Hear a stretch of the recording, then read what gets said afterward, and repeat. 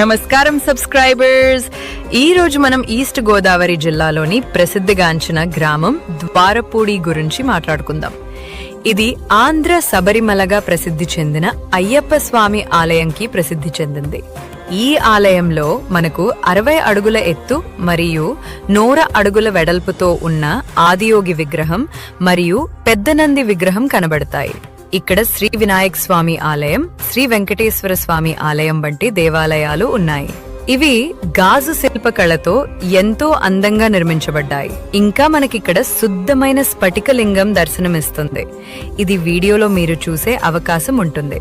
ఈ ఆలయం చాలా ప్రశాంతంగా ఉంటుంది, భక్తుల మనస్సుకు శాంతిని ఇస్తుంది. అలాగే ఈ ఆలయం ద్వారపూడి రైల్వే స్టేషన్ కి చాలా దగ్గరగా ఉంది. బస్ స్టాప్ కూడా ఆలయానికి సమీపంలోనే ఉంటుంది. ఇతని దర్శించడానికి సుమారు 2 గంటల సమయం పడుతుంది. కావున మీరు తప్పక ఇక్కడికి వచ్చి ఈ పుణ్యక్షేత్రాన్ని దర్శించండి.